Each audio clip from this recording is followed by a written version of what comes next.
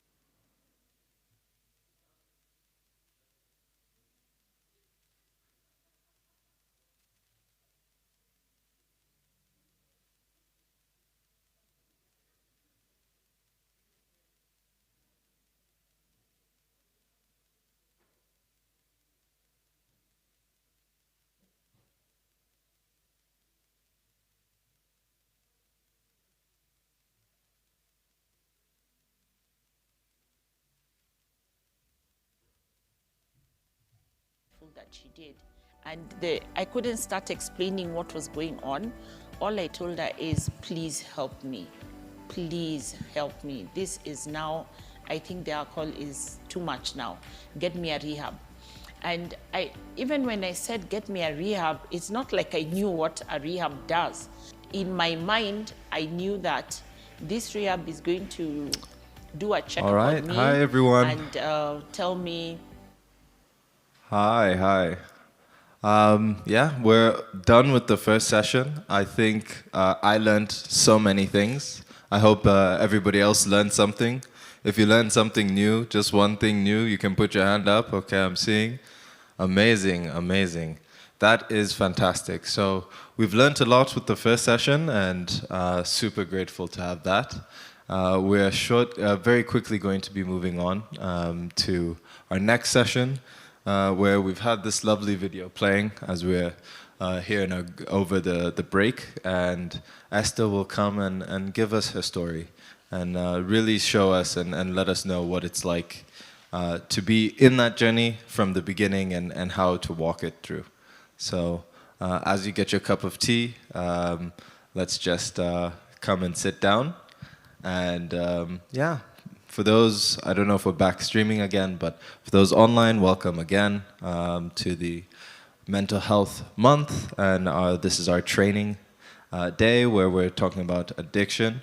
We'll have 2 services this Sunday from Andrew and next week as well. Yeah, and a training. This same training will be happening next Saturday as well. Yeah, so invite more people. And this is just the beginning for us. This is our 2nd year, but very soon we'll be setting up a counseling center here on the KCC grounds.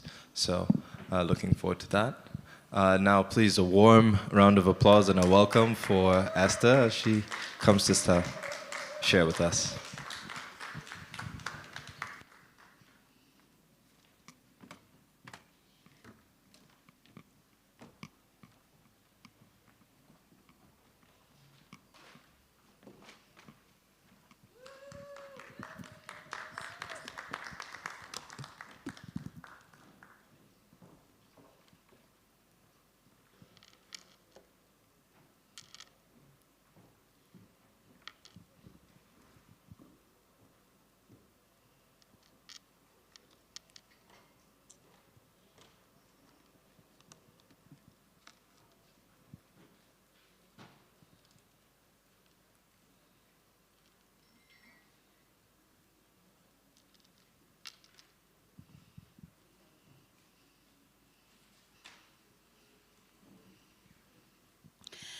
Good morning.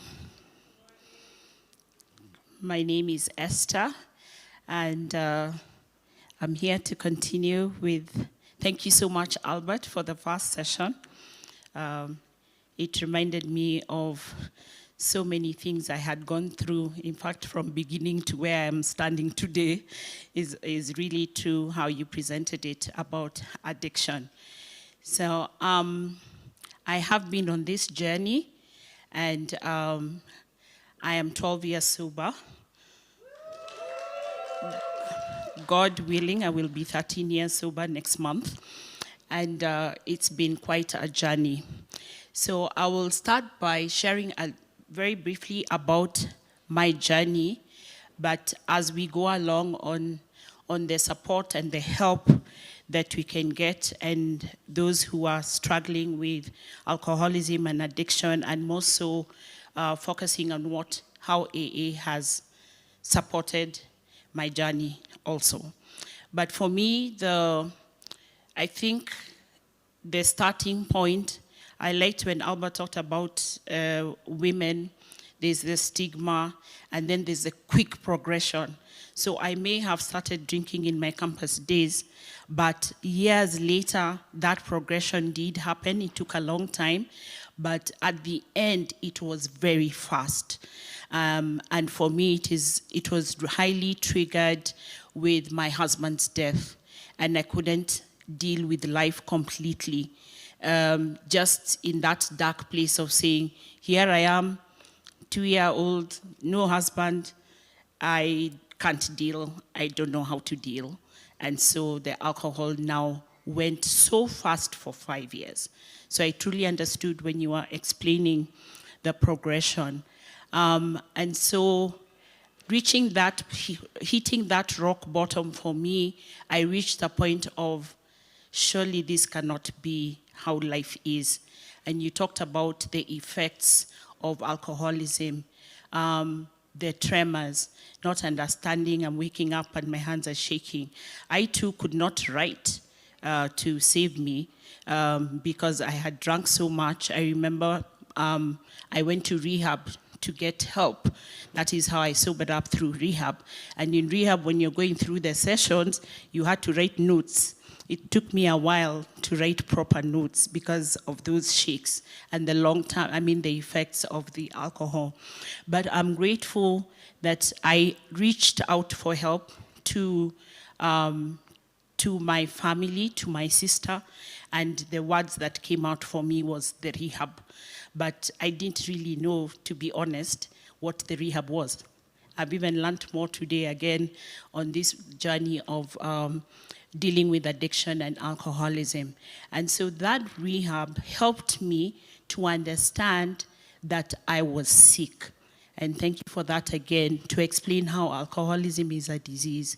I could never, ever understand how I have left home or I've gone to work, and after work I'm saying, for real this time, we are just going to have 2 and we are going to go home. And the 2 becomes more and more and more. And that understanding of the tolerance also, because in the beginning, you start drinking and it's a nice, fun, high thing. You're with friends and it's a good thing. It's okay. It's not harming anybody. But towards the end, no matter how many I drank, I could never get back to that first high. At the end, it was more of, I need this to be normal. I think you mentioned it, to be normal, to feel normal, to stop shaking, to just forget for a while that I don't have any of all these issues. And so the rehab helped me to understand the disease part of what I was going through, and I was very relieved and getting to understand, just like any sick person with any other disease, then there's some help, there's a solution. So I'm in this rehab, I am really praying that they will help me. And I'm grateful that they taught me about it being a disease. And even I remember you talked about assessments and doing an assessment in that rehab. I think apart from Cage, there's the 20-question one. And you answer the questions and kind of like to certify, are you supposed to be here or not? And I remember getting 17 correct and 3 wrong. So I was feeling, I'm not so bad. But the counselor told me, let's go back to the 3 that you failed. And one of them was, have you ever been institutionalized because of your drinking? And of course I said no. And then he asked me, where are you right now? I was in a rehab. Isn't that an institution because of your drinking? So of course the 17 became 20. Welcome, we are going to help you. But I'm glad the rehab helped me. I went there willing and open-minded. I liked what Albert talked about, how to do the interventions. And sometimes, I think for me, my family had given up. They didn't know what to do. I'm glad that we're doing this in Karura to create awareness, to understand what addiction is. Because as much as my mom wanted to help me, she didn't know who to go to or who to ask, or even my sister or anybody around me. All they could do was, Esther drinks too much. We don't know how to help her. So I'm glad that now more awareness so that people can get the help that they need to be able to deal with this disease. So out of rehab, I came out of rehab, and for me, the first thing I knew was, for sure, when I got in, you talked about also the physical aspect. When I got in, I was so finished. I was 45 kgs. Clothes were hanging on me, the ashy, all those things you explained. The eyes, the word, the shakes, everything. And then in 3 months, when I come out, I am 60 kgs. How? Because I was completely finished. So in the rehab, teaching you of all aspects, the holistic, the drinking affected me physically, it affected me mentally, it affected me emotionally, it affected me socially because I had burnt all my bridges, relationships, everything, no form of social. And then spiritually, I was dead. And just being able to understand that whole thing, that I needed to work on myself and follow whatever program they gave me in that rehab, that I'll be okay. I will get back to being a normal human being. So getting out of the rehab, I quickly said, first of all, I can't believe I've been sober for 90 days. That already was a miracle. And so I said, I had been told it's good to get support. It's good to get into AA, for example, that there are AA meetings. It's good to have a sense of God, pray. And I'm thinking, yeah, I'm not very good at praying, but I'll do my best. And I'll pray in the morning and pray in the evening, and every single day somehow remain sober. But the long short of it is, I decided also, because there's a spiritual aspect of the program of getting sober, that I needed to go to church. And that's how I came to Karura. I came to Karura for the purpose of saying, dear God, please, whatever you did in 90 days, please help me to continue the way I am. And of course, when I got connected into church, and I must thank Angela. Angela was the one receiving me as a new visitor and called me to come back the following week. And I'm like, this church is calling me to say, come back again. And I came back to church, and I'm so grateful to that. But still, for me, I needed the other support of being able to be with people like me, people who walk this journey. And I get it from the other support, which is what we're going to talk about today, what is AA. So my journey has really been, I know for sure I cannot do it alone. I get help by being coming to church. I also get help through this support group to be able to continue staying sober. I've also learned it's not so much the fact that you have stopped drinking. It is, can you stay stopped? And the difficult part is the staying stopped. And that's why you may hear people sober up, they go through, they get all this help we're talking about, but somewhere along the way they relapse. Why is it that they're relapsing? I can't really explain, but at the end of the day, for me, it's that I still need to have that connection where I can speak to other people who are like myself, and I don't feel the stigma still. There's still a little bit of stigma. I can't exactly go shouting as a lady that I was an alcoholic, a recovered alcoholic, but again, I turn it around and say, there's somebody somewhere who's a lady who's listening to me and can be able to say, if she could do it and she went through all that, I think I can still get help. I think, Albert, also you talked about women tend to drink in the closet. You can't tell that they are struggling. But if I can reach that person just by hearing what I have gone through in terms of my journey, it will also help me to continue staying sober. So we will be discussing about AA today. And part of the other reason also, before I get to the details of AA, is now having come to Karura, which helped me in my journey of recovery, I then said, how else can I be able to help? And that is how I requested that can we start an AA meeting here. I think back in 2018, 2019, and the meeting used to be on Saturdays nights, on Tuesdays, but we'll talk more about that. And the other thing that I think Karura, out of my sharing the story, I remember Pastor Evans once had me sharing my journey in some session that we were having, and he told me,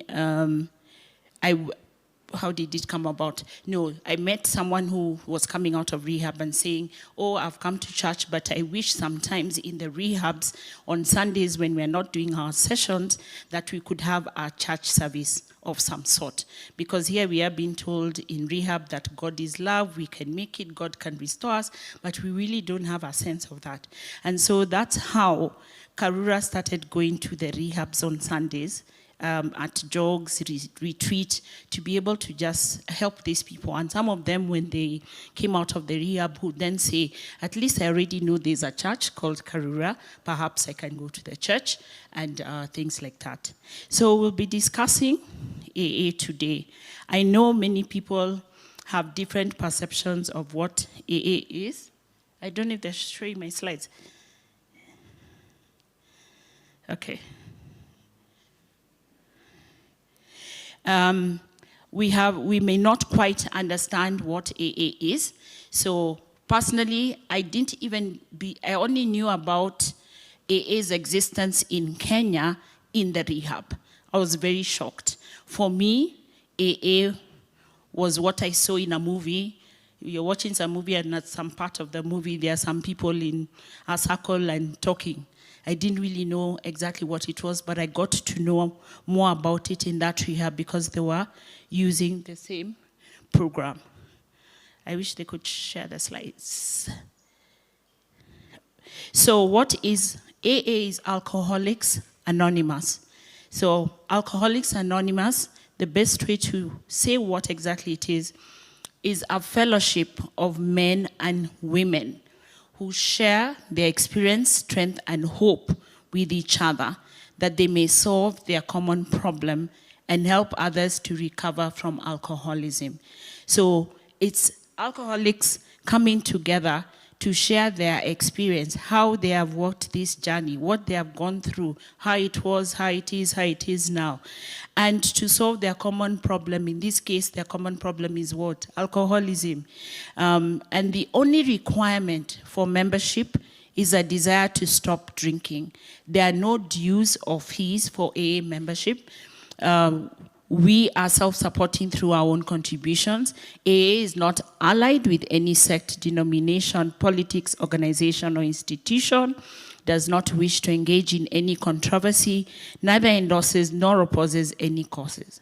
And our primary purpose is to stay sober and help other alcoholics to achieve sobriety, which is what we're trying to do today.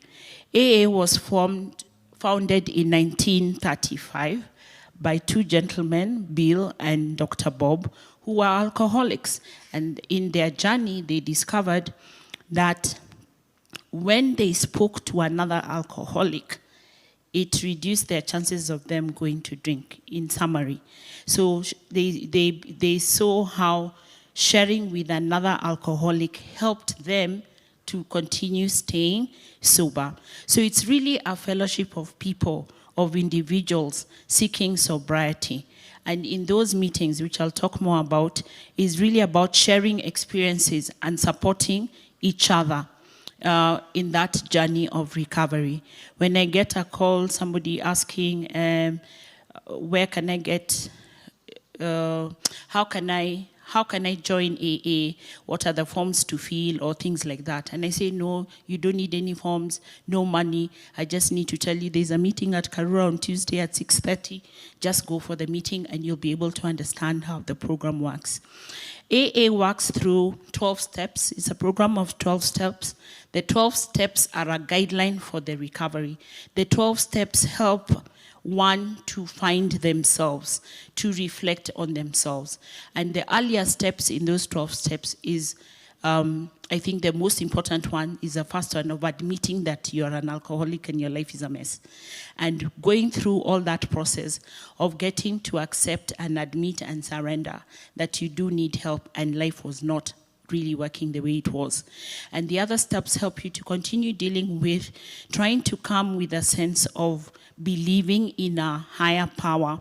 And the reason they use the word higher power, because AA is not affiliated with any religion, so that anybody who is struggling with alcoholism can join AA. It's not only for a particular, it's not a religious program, so to speak, but it is a spiritual program. It talks about God of your understanding. And in my case, for me, people have different versions of their God of their understanding is as a Christian. And so the 12 steps are a guide, and you go through those 12 steps. Part of the steps also helps you to deal with issues that the things you messed up when you were drinking, and how you can be able to eventually acknowledge that you messed up and to reach that place that you can actually make amends to the things that happened when you were drinking. And after that, really the other steps are about trying to really self-reflect on who you are. We're not perfect human beings. I may have some character defects, I'm not perfect, how do I deal with that? And eventually is also now that I've gone through all that, at the end of it all, I must acknowledge who is God. They talk about prayer and meditation, and at the end, it talks about, the last step talks about service. And service is really saying that I've managed to stay sober. I'm still sober one day at a time. I need to be of service and be able to help the still suffering alcoholic, which is why it's easy for us to say we can come here and talk about AA so that people can understand what AA is and be able to say that there is a program and guide as to how you get to sober. The other thing about AA is it's a worldwide fellowship. We have, there are over 2.2 million AA members in over 150 countries. Again, I go back to what Albert talked about, women and stigma. And after COVID helped AA in the sense that people are not, because of the stigma and shame, it's not very easy for someone to willingly go to a physical AA meeting. Now we have AA meetings online. So somebody can say, okay, I'm not so sure, let me attend the meeting online. I don't have to show my face. I don't have to even write what is my name or anything. And so AA has grown because of that fact that you can have a meeting at any time, any day, anywhere.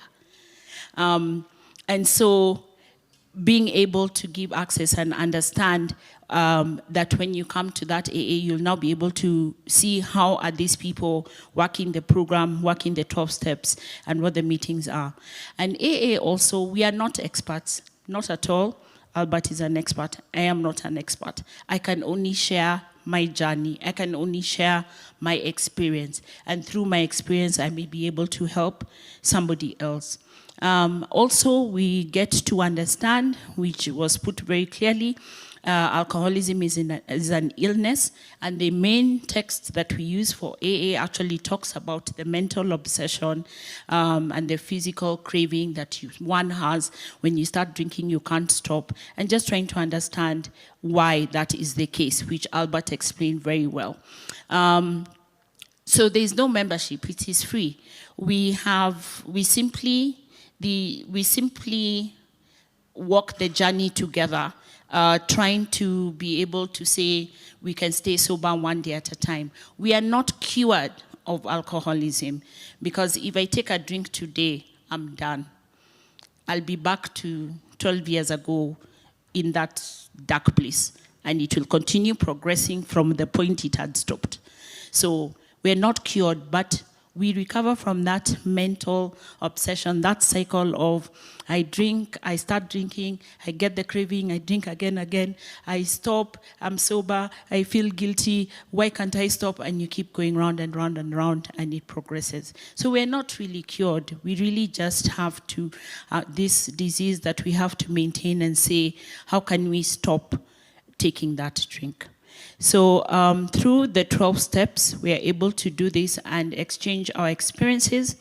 In Kenya, AA started, I think it's 53 years now. It started in 1971, 1972. And right now we have 47 groups, AA groups. Their meetings, most of our meetings tend to be in churches. We are in Nairobi, Mombasa, Nakuru. We've tried to grow in different places, Malindi. We are as far even as Loitoktok, Voi. But we're online. There are several meetings online every single day. So each of those groups, like the group we have here, Their primary purpose is simply to carry the message to the still suffering alcoholic. So members will always meet, usually meet once a week. At Karura, the meeting is on Tuesdays from 6:30 p.m. to 7:30 p.m. We have different types of meetings: open meeting, closed meetings. An open meeting is intended for alcoholics and non-alcoholics, like family, friends. Some of you are not alcoholics, but you want to come and see what is AA about so that I can go back and suggest to a family member or a friend to go to the AA meeting. I think we've agreed the open meetings are the last Tuesday of the month. So the last Tuesday of the month, anyone who's not an alcoholic can come to that meeting just to see how the meeting is. The rest of the meetings are closed meetings.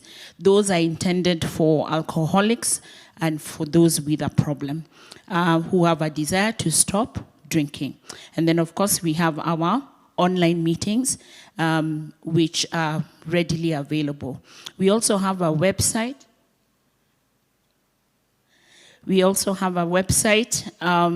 Which gives details of the many other meetings that we have around the country. So again, the only requirement for membership is a desire to stop drinking. So like other illnesses also, alcoholism affects all sorts of people. So it does not choose men, women, old and young, rich, poor, different races, different nationalities, all religions, no religion. It doesn't really matter. Alcoholism affects everybody. And I'm sure if you even think about it yourself, somewhere you know somebody, whether it's in your family, whether it's your colleague, whether it's a friend, there's someone somewhere who is struggling.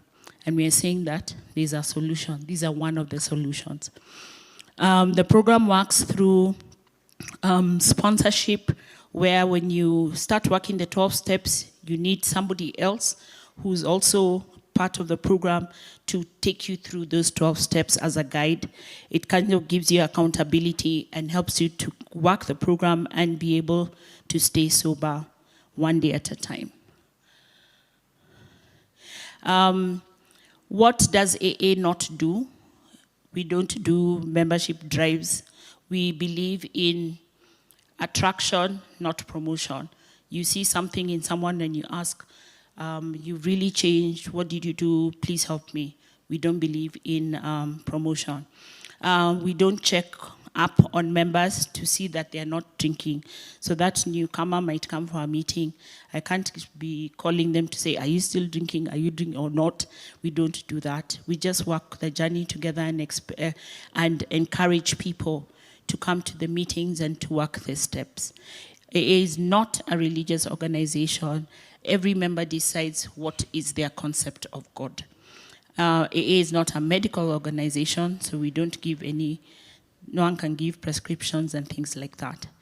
AA does not offer any social services. Yeah, that you're in AA, I'm struggling, can you guys help me?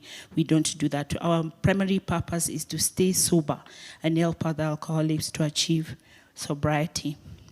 Then, because of the program, that is the 12-step programs, there are other addictions. Yeah, I think even Albert talked about them. So there are other addictions that have adopted the 12-step program. So you'll have those specifically who their problem is drugs. You have a Narcotics Anonymous. You have Overeaters Anonymous. There are many. So they have adopted the 12-step program to deal with those specific addictions. Within AA, we also have another program called Al-Anon. Al-Anon is a program for family members of those who are struggling. So someone could be having their husband has a problem with alcohol. That wife can be part of Al-Anon to be able to know how to deal with this situation. Also following the 12-step program. So there are many other fellowships that use the 12-step program. Then maybe you ask why anonymity? Anonymity, it disciplines the fellowship to govern itself, because you also want two sides of it, that when I go to that AA meeting, because anonymity, nobody is going to now say, like my first AA meeting, I remember seeing a friend I had not seen for very many years. And in my mind, I was like, okay, we all landed here. But I could not come out of that meeting and go and say that I saw him in that meeting. Just to safeguard, so that people can be comfortable when they come to the meeting, they are safe and say that, yeah, nobody is going to say that I am here. Then the other thing, yes, so I want to take a little break there so that we can also hear, we're here to find, yes, I know I'm an alcoholic, I know this person, how do I help? When I tell them to say we go to an AA meeting, what does that mean? Which is what I've been talking about. But we also want to be able to share how AA has helped people in that journey. There are many journeys to recovery. People go to rehab, others don't go to rehab. Others can go to AA only and still stay sober. Others can decide to go to church. There are many routes to getting sober. So we're just saying these are different solutions of how to support yourself if you're on this journey, and so that you're not going to relapse and take that drink again. So I have two people whom I'd like them to share their experience on this journey. I have Maggie and Solo. So I'll ask Maggie to come and just share for about 10 minutes, and then Solo will also follow, and then I will come back and close at the end.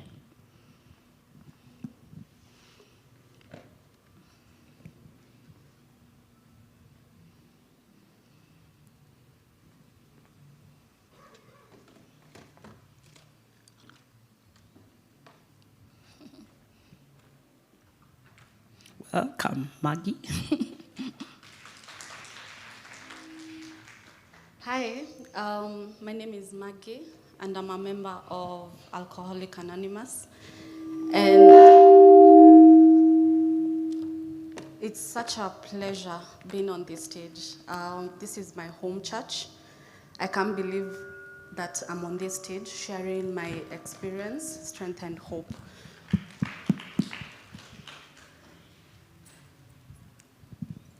So I can really relate to Albert's template. It felt as if he was saying my whole story from beginning to the end. I'm the people who started drinking when I was very young. My first sip I had when I was 10. And I can't remember where I got it, but I remember I was 10. And the first effect was, I loved it. I loved every part of it. I loved the effect. I loved blacking out. And I wanted to do it again. I knew I wanted to do it again. But because I'm a child, I couldn't seek out opportunities where I was going to drink.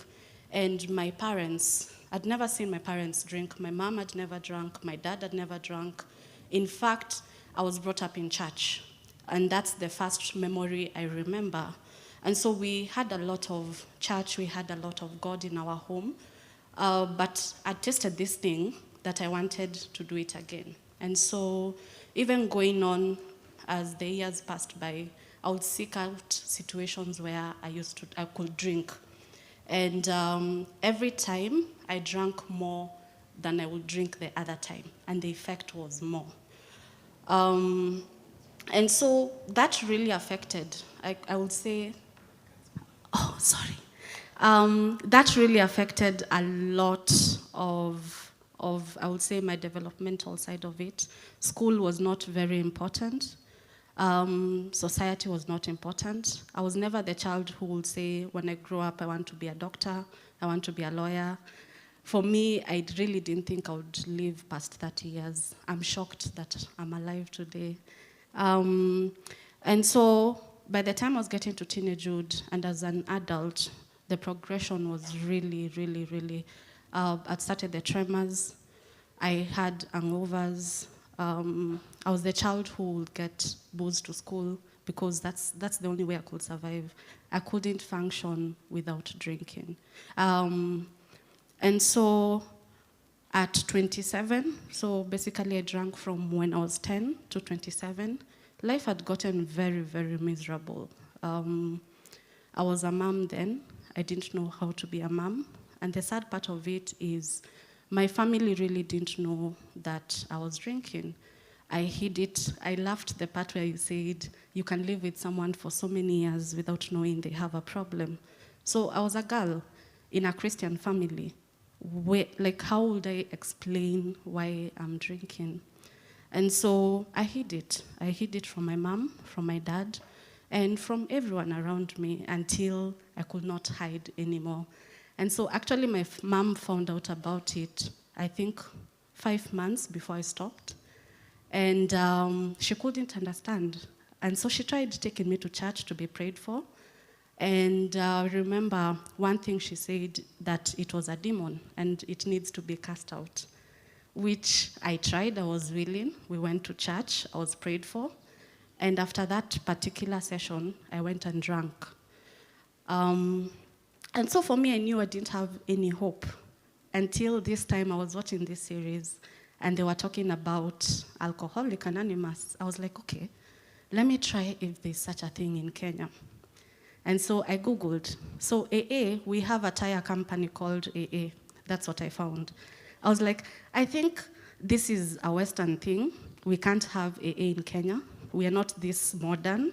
I was like, okay, I'm left to die, because I was really desperate. And I remember making a prayer and telling God, so it's either I die or I get sober. And so I tried again after the progression. And at this point, the progression is very, very fast. By the time you hit your rock bottom, the progression gets very quickly. You lose everything you think you cannot lose. I was the person who, in my background, I couldn't write a check. And that's my career. I'm the person with the sugar until I stopped taking sugar.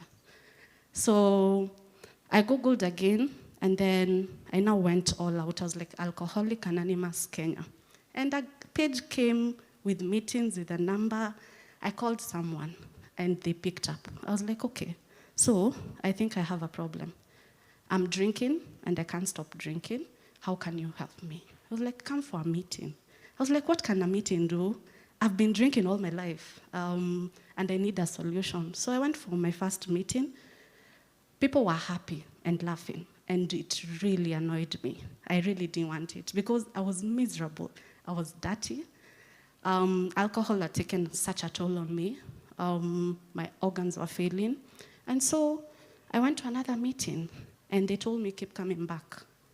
And I was like, okay. And they hugged me. And you remember the symptoms, the smells, the odor. That is how I showed up in my first AA meeting. And so they told me about the 12 steps, which had a lot of God in it. And at that point, I was done with God. I was like, by the way, I don't understand why. This is the only place you tell me I can get help, and you're talking about God. And they told me, God can be your higher power. I was like, okay, what does that mean? I was like, you need someone greater than yourself to get you out of addiction. I was like, okay, I think I can roll with that. And that made sense. In my first years, and it helped me keep coming back. The withdrawals were bad, and so when I got sober, that's when the realization of I am an adult, because I started drinking at 10, I stopped at 26, so my mind stopped at 10. I was like, I'm an adult, I can't, how am I doing life sober? How am I doing life as an adult? And these wonderful people were like, I'll help you. And so I went to school, not the traditional school, but the school of life, through the program. They taught me this is how you do, this is how you become a lady, and I am here because of the program. I celebrated 6 years in December. And so we have something called How It Works.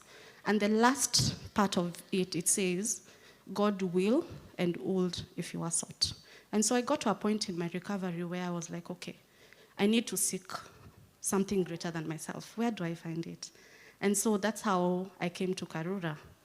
I was like, okay, let me give it a chance. And then I came. And my friend Esther was a member here. And I couldn't understand how you're in church and in AA at the same time. I was like, it's possible, come see. So I would come and sit at the end, and then I would listen. I was like, okay. And then I started moving closer, closer, closer. Until now, I took up service positions, because another thing AA teaches us is we need to be of service to our community. And that's how I started service in this church. And I'm so happy that I am of service as a sober mom, as a sober woman. And AA gave me my life back. I get to interact with people who are like me. I get to interact with people who, I will never tell them anything crazy. Like, my craziest story, it's their humor. So it's comedy. I can't be sober because, oh, my mom did this, my mom did this, oh, and they'll be, you need to become an adult, you need to show up, and you need to be responsible. So I'm truly grateful, and that's my story. Thank you.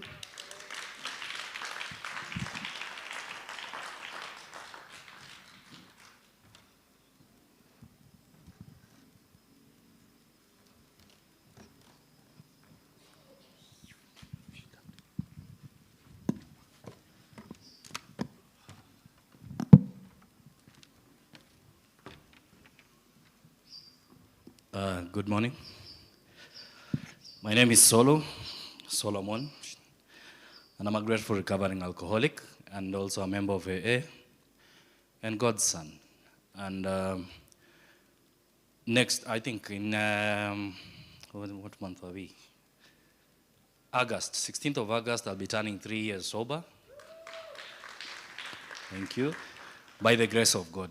And it is in itself a miracle. And I'm grateful, really grateful. Today I'm grateful also to be here to share my story with you. And I'll begin with, I started drinking at the age of 14. And tomorrow is my birthday, so I'm turning 17 tomorrow. So thank you. It's my 3rd birthday sober. And why I'm emphasizing on that is because the maturity aspect, I think part of the symptoms that Albert shared were the maturity aspect, you know. Starting at that age, I think I stagnated at that point, you know. So everything I did in my active use was either immature, childish, or otherwise. You know, there was nothing that could have shown, yes, I have the beards, I have the white hair, but I do not have the characteristics of an adult. Why? Because I'm not thinking like one. I have not been able to be one. So alcohol stunted my growth. And the reason why I began drinking was, I think it wasn't influenced from anybody, it's just curiosity. I was curious as to why I had my first drink at an event. It was a concert that was organized by a radio station called Pulse FM.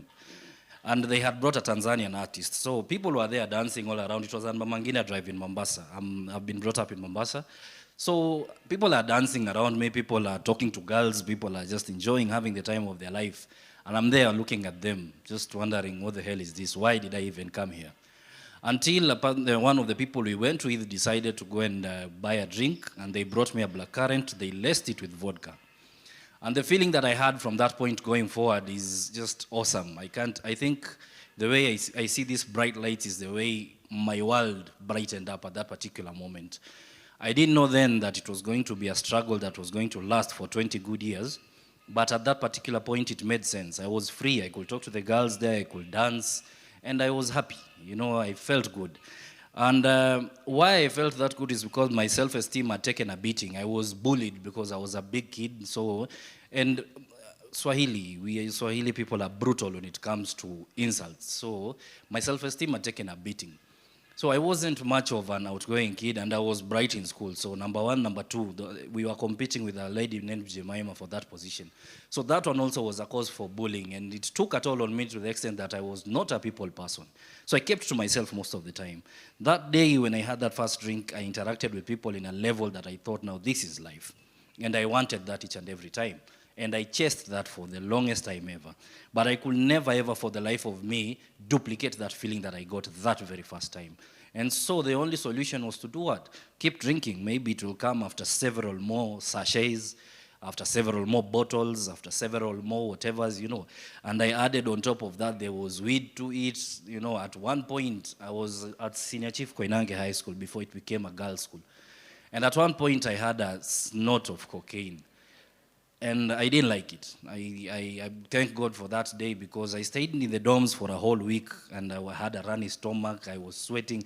Everything that you can think of that could go wrong with my system went wrong, and that was the end of it. But for alcohol and the other, and smoking and marijuana, that one I kept going at it. Marijuana not so much, because I hated being being in control of my senses, as if I was with the alcoholism, but I thought I had it in control. So it took a toll on everything that I did. From the education, I never performed well after that, because everything I wanted was outside there, or so I thought. So I wanted that bad boy image. I wanted those bad girls. I wanted everyone who saw me passing could tell their kids, I don't want to see you with that person. That was what made me feel important. It made me feel great, and I went after that. And while all the same, I'm still chasing after this high that I felt, but I couldn't find it. And so I lost a lot of things in the process. I lost myself. I didn't have an identity. I couldn't tell you who I was.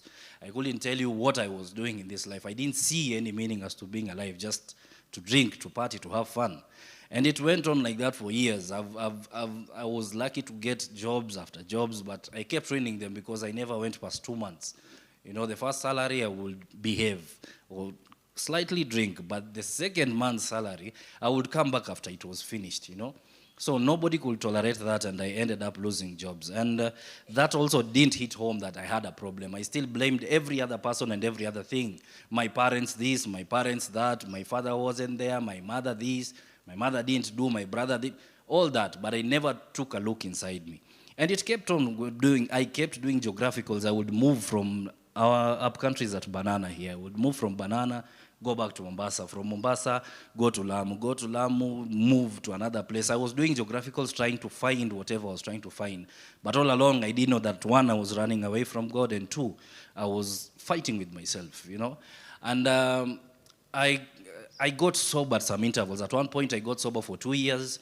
At that point, I was in church, and I was preaching even. I felt good being in that presence, But it didn't last.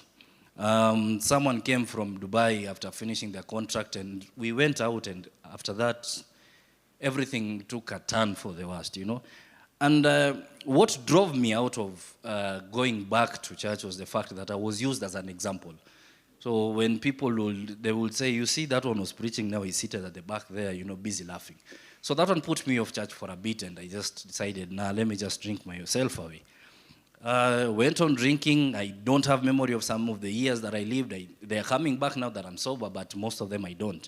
At some point, I also quit for another year, and in that year, I found a job. I got a job, ruined it after drinking, then got sober again for like 6 months. And then those 6 months brought me to Nairobi. A friend of mine gave me a job managing a club at Ruiru. That was not the original plan. The original plan was I was to go manage his mine in Tanzania. But then how those plans changed, I don't know. I was sober then for a while. Even when I was managing that place, I was praying to keep that sobriety, because I was loving the way I was feeling, and my body was, I was regaining my weight and everything, and my system was functioning. But it didn't last long. After the coronavirus hit, we had to shut down. And at that moment when we shut down, I think the boredom and having not being paid, because we were taking care of the club, we were staying there. And you're not paid, you have to the guy has to decide when you're going to eat, what you're going to eat, I didn't like that lack of freedom. I don't like being told what to do up until today. So I think that brought out some sense of rebellion in me. And I drank, I think, 250,000 worth of drinks from that place, So when the guy came to find out we were doing a stock taking, what I used to do, I used to fill water. I used to drink half to fill water. But it got to a point I didn't care enough, so I drank even the ones that had water in them, and I finished the whole thing. So he found out, needless to say, I was sent away, but I left with a wife. I had found a girl who used to work there. She was pregnant. Went, got a son. I got sober for a minute, found a job. I was lucky enough every time I got sober, I got a job. So I got a job with a friend of mine at Voi. We went, my wife and I, had my kid there, but I didn't quit drinking. The only thing I did was quit smoking, because at some point I found myself smoking in the house with my toddler there. So When my son was born, for some moment, I thought it would change me because I was looking for something to hold on to for sanity. I thought now having a wife and having a son would give me that anchor point for me to get sober or stay sober, but it didn't. In fact, I think I got worse now because now compiled the financial problems. At some point I used to borrow someone 200 shillings for supper. But that I would bring 100 bob, and I drink 100 bob first and bring the 100 bob. I didn't care much about whether it was enough for a lactating mother or not. I first had to have my fix. So it got so worse that she left. She left me in Mombasa, came to Banana. I didn't know that she came here. So I went on a binge. I went on a drinking spree. And it landed me in a Changaden. I think I stayed there for, a month or two. A friend of my brother's informed him where I was and told them I was going to die, so they sent transport for me to be sent to Nairobi. When I came to Nairobi, I was sober, until I found out that my wife hadn't gone to their home, as in for good, they had gone to my place. I think that gave me a sense of, it's not that bad. So I drank again, even after getting sober for that period of time. After drinking for a while, she left now, went to her home for good. That one, I think, took a toll on me. The first time in Mombasa, I had skipped that. When I went to my house and I opened the door, it was padlocked. I opened the door, I only saw a carpet and one seat. I had to close that door like 5 times, just thinking, is it the right place I'm in? I went to the neighbors, opened the door, so yeah, this is not mine. So I went back there. It gave me a shock of some sort because I'd had stories of people doing that. One of my former bosses had been through that. It shocked me, and I thought that was shock value enough for me to get sober, but it didn't. So this second one, when she left now for good, I think shocked me to the core, because the one thing I had as an anchor point was my son. But now he was gone, and then I couldn't communicate with them. When I called, no one was picking my calls, and it was tough. It took a toll. So I decided now that I'm going to drink myself out of my misery, because I'd attempted suicide twice in Mombasa. It didn't work. For some reason, every time I tried, something happened that deterred me from successfully completing the mission. The first time, it was a cab of some sort that was standing over. It tripped me, so I fell short of where I intended to jump. The second time, someone came out of the blues. I was at Nyali Bridge, and someone came out of the blues, started asking me for the time, and we started talking, and that was the end of that. So I was scared of committing suicide, so I thought I would drink myself to death.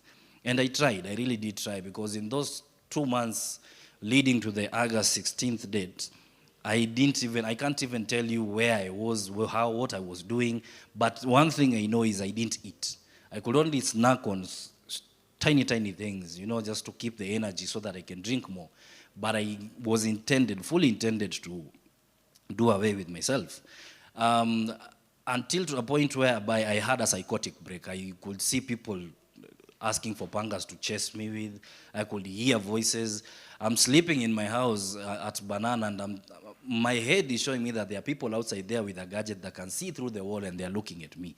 So I can't sleep. So an uncle of mine heard of that, and they took me to a doctor friend of mine. So we sat with him, we talked. I didn't get medication, didn't get nothing, we just talked. And in that talking is when he told me that I should make a regular attempt at coming to talk with him when I have a problem. Then a friend of mine who has graced our presence heard of my situation, and they called on me. And they asked me to meet them at a certain place on a Saturday. I didn't know what was up, but I could do anything at that point just to fit in. I was feeling odd, but I was sober then. So the friend took me to an AA meeting. It was at Karura Level 4 Hospital. And then getting there, there was a lady who was sharing, I remember clearly. And what she was saying and what I had been doing in my life were the same. So I'm thinking to myself, why is this lady sharing my story? And I thought back, and I decided this friend of mine who had called me to this meeting had discussed with this lady, and now they're trying to woo me in. Immediately my mind decided this is a setup. I'm being taken to either Madare or something, because these people think I'm mad. So immediately I started calculating of a way I'm going to get away. But then after the lady shared, because she was still using, if I may say that, there were other dignified people there. They were decent, clean. They had, They shared the same things, similar to what the lady had shared and similar to what had done. They shared on the debauchery, the hopelessness, the unhygienic circumstances. You know, they shared everything that was me, the loss, the failures, and everything else. And it started resonating, but a bit. I still thought it was a setup. Until when we were walking away from that place, heading to the banana stage, someone gave me a small big book. We have a book like this one, but a small one. I read that book, the whole of it, cover to cover that night, because I was looking for the answer to what it is. And I read those stories of people similar to mine, and I'm looking at the book, I'm flipping, and it's published in 19-somethings, way back. And I can't believe it, you know. I can't believe that someone back those years when there was no technology, there was no nothing, is suffering the same thing that I'm suffering. And I was curious enough to keep coming back. So I went to the next meeting and the next meeting and the next meeting till it started making sense. And how did it make sense? Number one, I got a reprieve, a daily reprieve from alcoholism. In what manner? The fellowship. Sitting down with people similar to you, talking about whatever. There is nothing under the sun we can't talk about, and there's no judgment. Number two, these people promised to love me till I could love myself, and they did, and I still do that up until today. Number three, I was able to know myself. You know, I got an identity. Someone could ask me, with minus the titles, who am I? Minus being a father, a husband, who am I? And I got that through this program. And I have kept coming back to this program. I've been of service. They taught me how to serve others. They taught me what it means to just be selfless, you know, because I was selfish for the longest time ever. All those things I was doing, as I said, I was fighting against God and fighting myself. But I found to love myself. I found God. I have a relationship with God that supersedes everything. And I'm grateful that even being here, it is another insurance against that first drink. I'm insured against that drink because I've been of service today. And this program does that. This program is, I don't know, it's wholesome, if I can use that. It is a wholesome program whereby we do not subscribe to any religion per se. You can come as you are. And the only thing is that you want to stay sober, we got you. And I'm grateful for this program and the fellows that are with me here for keeping me sober. And thank you for listening to me. And may God bless you.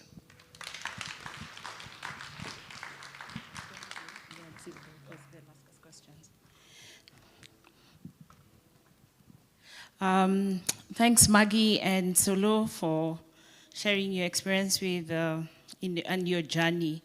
So just to finish up is really to say that, I don't know where you can, we have, I wanted to talk just to say the resources that AA has. We've talked about the meetings. Already we have a meeting here in Karura on Tuesdays from 6:30 to 7:30. And the last Tuesday of the month will always be an open meeting, which means those who are non-alcoholic can attend the meeting. We have other meetings around this area. We actually have an AA meeting at PCA Evergreen, Runda, on Wednesdays from 6:30 to 7:30. We also have another meeting at a rehab in Thindigwa called Primrose on Saturdays, 11 to 12. The kind of resources we have, like Solo was talking about a book, we have literature, the book that helps us to work the program. As you can see, it has no title on top, it's hidden, because it's called Alcoholics Anonymous. So we have books, we have pamphlets, and a lot, and you can also go to our AA Kenya website. I think it's up there, yes. Our AA Kenya website, where you can get a list of all the meetings around Kenya, including both physical and online. We also have a helpline, and so you can call just to be able to to get help, or refer someone to just go to the website and they'll be able to find a meeting near them. In conclusion, we're just saying that AA is our support. We may have gotten sober straight to using AA. We may have gone to rehab and then joined AA. But AA has helped us to have a different way of life than we had when we were drinking.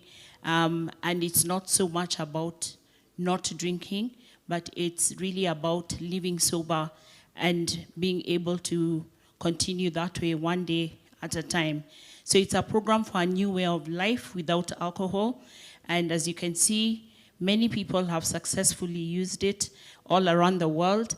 I was also the same person in rehab when I was given the big book to read. Normally, it's called the big book. I said, how can a book help me stay sober? I have many problems. And then when I started reading, I was like, these people have been talking about me. And when you realize that the book, the whole fellowship was started in 1935, and I'm in rehab in 2012, who is Esther to say they are wrong? The only thing I have to lose is if it doesn't work for me, so let me try. So yeah, so that is what we have on our side. And I thank Karura, because we already started the AA meeting way back a few years ago. And this, I've always been looking forward to an opportunity that the church can do more. And this is already one of those things of creating awareness of what alcoholism is. And I'm sure it's not just the sessions we have this month, but to continue to support in every way. The whole issue is very stigmatizing, and not many people are comfortable. And I'm sure part of the congregation, there's someone struggling somewhere and they don't know what they can do. So at least now they have an idea of what kind of help they can get being part of this church. So thank you very much for allowing us to be part of this. Wow. Thank you so much. Yeah, so that was just amazing.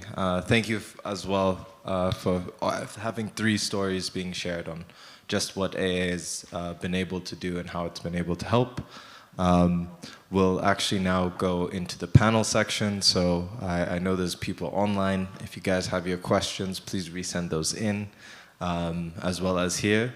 We'll have, everybody who spoke, as well as Arthur, I think, Albert, sorry, coming in as well. And 2 others. So we'll just let them set up, and Madam Koi Kibuga will help us moderate this panel.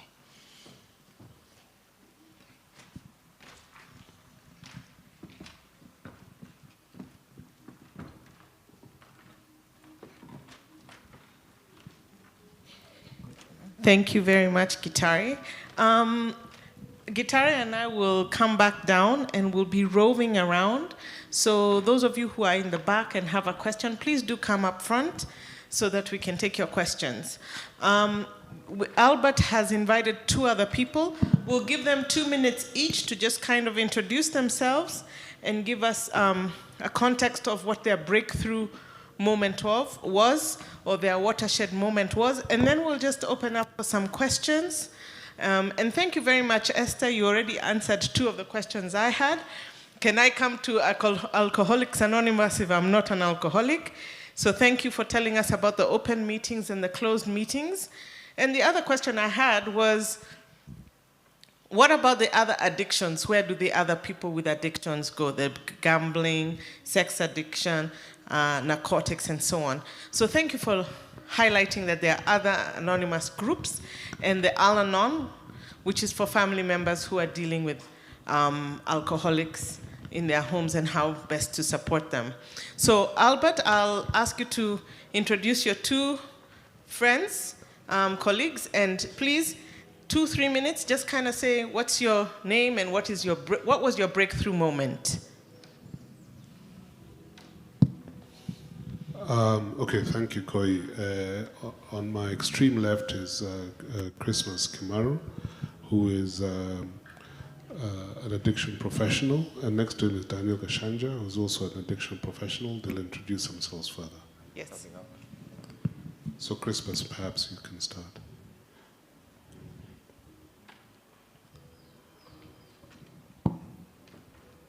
Hi, everyone. You can hear me?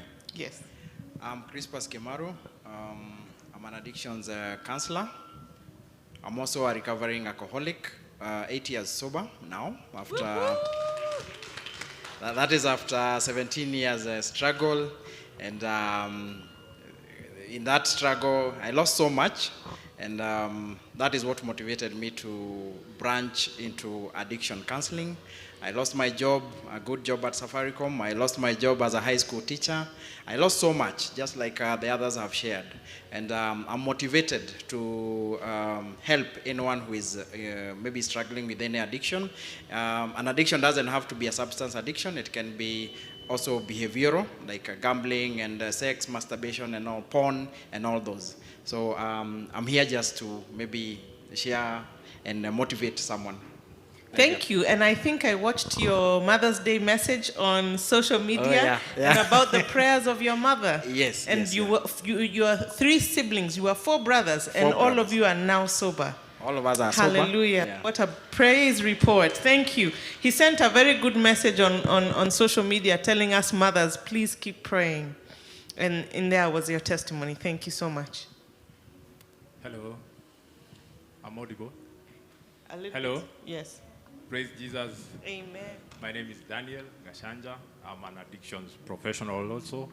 Aside from that, I'm a psychologist, and I run a mental health facility known as Ambassadors Wellness Center. But apart from that, I'm a child of God who's in recovery. And my journey is a representation of restoration, that God does restore. I started drinking when I was 14 years old.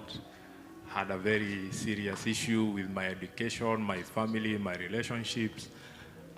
Typically, I was your brother or your cousin or your uncle back in the shags, who's loitering around the small shopping centers and being sent for packs of cigarettes and being sent to get some Muraya somewhere so that he can just get some little booze. But God has restored me from university dropout. I was studying actuarial science before I got deep into the addictions, and right now found rehab, got sober, found the support groups, AA, was helped to stay stopped, and I started back my journey. I started growing back from a certificate level to a diploma level to a degree level, now doing my master's. And has been a wonderful journey, being able to help others, being able to set up an institution where people can come, find hope, get restored to. And today we are here just to inspire you in terms of the psychological context and also the support context, and tell you that there is a solution and things do change and people can recover and regain back their lives and become constructive and productive people in the society. Thank you. Thank you very much. And those of you who are watching us online and those who are here, we will list all these people who are professionals as resources, so that if you have a need, you can always reach out, look at our resource list and be able to reach out to them directly. Of course, we have Albert, Esther, and Maggie, who are here with us as well. So I'm open for questions. Gitare has a mic. Just indicate that you have a question. We'll get the questions also online, and we'll be able to ask. So any questions? Mm-hmm. Yes?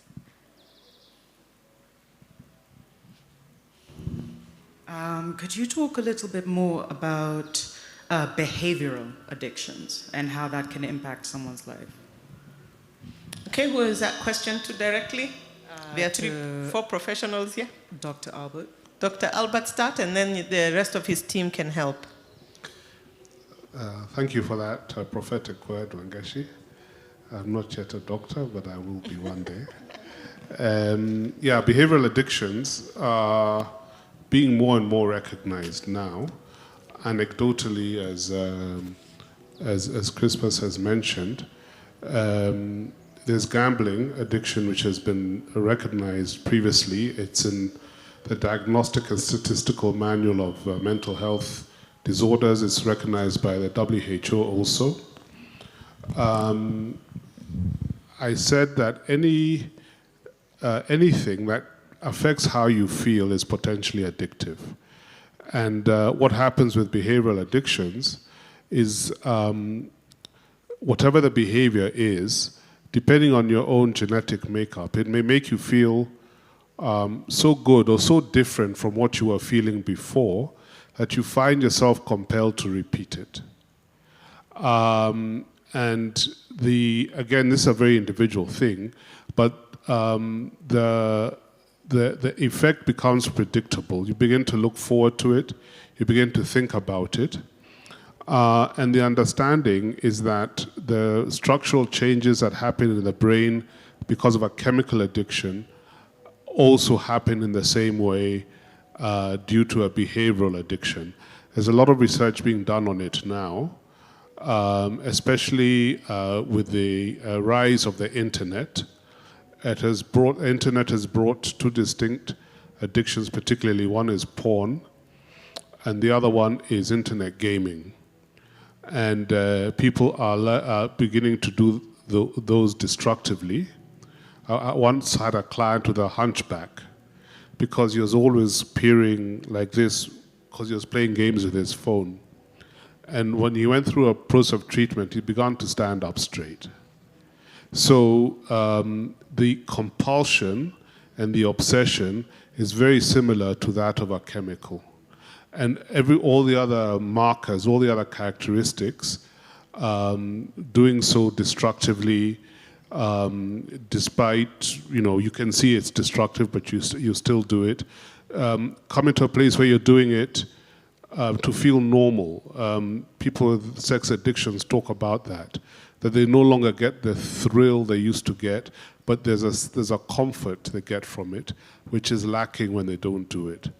So perhaps the thing that I think differentiates behavioral addictions from substance addictions is for many of them it's easier to hide them, at least for a time. You don't have the physical signs like you do with a chemical. But in terms of destructiveness, they're the same. And to the extent that the destructiveness affects other parts of your life, it soon becomes evident that there's a problem. Gambling has really destroyed people and continues to destroy people. But so are these others. So I don't know if that answers you. Okay. Yeah. Okay. I didn't get your name. Wangeshi. Thanks for that question. One of the biggest issues we are having today as a country, when we are talking about addictions, we're even moving away from substance addictions. Gambling, and when we talk about gambling, I'm specifically talking about Aviator. So many young men, and we have had this campaign for the last few months, so many young people have become hooked to Aviator gambling. These are, if you look at most young men, when they are on the phones, they are not even, they are not playing online games. They are on those Aviator games, and they are losing a lot of money. I've had cases where people are losing millions. So just adding on what Dr. By the way, I also thought it's Dr. Albert. So blessings. So adding to what Albert has said, if there are 4 C's, that's when we define anything as an addiction. There's the loss of control. You are doing this thing despite the consequences. That's another C. Then there's the cravings and the compulsion. So someone who has a behavioral addiction will try to quit, will try to stop. They will make the promises, they will even, start even the counseling process, but they will not be able to stop. So the 4 C's, loss of control, doing this thing, or the substance, using the substance despite the consequences, the cravings, and the compulsion, the 4 C's. So it is as addictive, any behavior, it's as addictive as any substance. So it also requires the same interventions that Albert had talked about. Thank you. Did you have something else to add? Yes, I'll also add to that. Thank you, Wangeshi, for that question, and thank you, fellow panelists. The world is evolving, and as Albert said, there is a lot of information that is coming in, even in our own studies, and behavioral addictions are becoming the new thing. And the thing that is not it's not largely seen. It's like it's in the undergrounds. People are suffering at home and in different places, but it's not visible. They're just walking around, and it seems like people are enjoying the normal lives, and this is what is increasing even the rates of suicide, because people are suffering in the closet, they are alone. But the good thing is that treatment is there, and we talk about prevention, we talk about treatment, and then we talk about support. So there is an area where people are being sensitized to this thing is there, they're given the awareness, they're given tips of how to not get into it, but also there is a treatment part. And one of the misconceptions that is there is that our rehabs and our counseling centers are all about alcohol and weed and all these heroin and the drugs, the substances themselves. But treatment is evolving, and the good thing is that even our rehabs are embracing the context of treating, having treatment plans for people who are in these addictions. So there is treatment for them, and also in liaison with groups, anonymous groups that are there for people who are going through these addictions. There's a well-known group, Gamblers Anonymous, it's here in Kenya. People are getting the support they need. There's Sexaholics Anonymous for people with issues of sex, porn, masturbation, all such things. So there is the prevention angle, which professionals are doing a good job. There's also the treatment angle, and also there is the support for them, the same way there is support for alcoholics. Thank you. Thank you very much. In fact, one of the things I've been doing as an educator, a little bit of research on the prevalence of ADHD in children these days. And one of the studies I found was saying that exposing children to screens before the age of 2 interferes with their neural networking. And I'm sure some of you have seen those videos where a child's phone is taken away and the child goes ballistic. So one of the things I have taken away from both Albert and all of your testimonials is the earlier the exposure, the greater the risk. So it's not just now for substances, but also for technology. Children below the age of 2 really do not need to be seeing a screen. And they're showing that it is impacting their neural networking. So thank you very much for those. I want to take another question. Yes, so Mama, please, you'll have to, Gitare, can you reach her quickly? Oh, and there's one also in the back. Thank you. Let's take those 2 questions before we answer. Good afternoon. My name is Eve. I serve here at Karura Community Chapel. We can't hear you, Faith. Okay, I want to ask Maggie. You came from a Christian home, so, and maybe even Chris, where did you guys get the alcohol at 10 and 14? And then the other question is in regards to, I hear you came to a rock bottom by yourselves. Is there a place for family members taking people to rehab before the realization that the person has come to a rock bottom? Thank you for the question. We'll take one more, and then I think Maggie, Chris, and please remind me your name. Dan, you can take the first 2 questions. Good afternoon, everyone. My name is Esther. I have a question, and I think I'll direct it to Maggie and Albert. So you said that, in the case of Maggie, that you are actually suffering, but those around you were not really picking. Or if they were picking, they were not bringing it up to you. So if, for instance, you have a relative or a friend that you can see they're struggling, how do you bring this topic of getting help? And it's not like you're forcing them to go to rehab, because you find sometimes rehab, if someone hasn't come to the full realization they need help, they will resent it. So how do you bring that conversation and even attach them to communities like AA? Thank you. Thank you for the questions. I'll start with the first one. So I started drinking when I was 10, but by that time I'd gone through a lot of trauma, and that is the different traumas that just go through the family. So this particular point, we had gone to a graduation party, And you know how kids are told to play around, and the adults were drinking. And that was my first interaction. And then about rock bottom. So one thing that I've seen in the rooms that is Alcoholic Anonymous, a rock bottom is very important, because for me, by the time I was stopping at 26, I needed to hit a rock bottom for me to say, I am done and I need help. Before that, I was not done. I would have lied to you.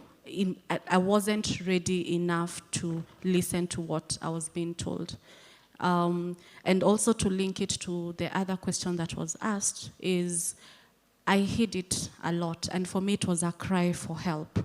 I was, yes, secretly drinking, but I needed help. Because I've always felt different. I've always felt as if I didn't belong within my own family. I felt like my parents didn't understand me, and no one was listening to me. I felt like the things that happened to me as a child shouldn't happen to any human being. So I had a lot of anger within me. I had a lot of hurt and a lot of bitterness. So for me, it was easy to hide because there was a lot of things that I was hiding. What I needed at that point is for someone to tell me, I love you, and I'm here for you, and when you are ready, I am here without judgment. And so those words, I looked for them in the bottom of a glass because it was always there for me and it made me forget. And anytime I needed it, it was there until it wasn't working and I had to find an alternative. So, and this is where we borderline what Albert had talked about an enabler. You can help, but become an enabler. And that is because one of the art is we manipulate. We manipulate a lot. As an alcoholic, I manipulated a lot. So this is where also God has to come in and the different materials that are there for you to know how to support that person. And that's why we have programs like Al-Anon, where you will get to know where do I come in and where do I let the person hit their own rock bottom. Thank you. Chris?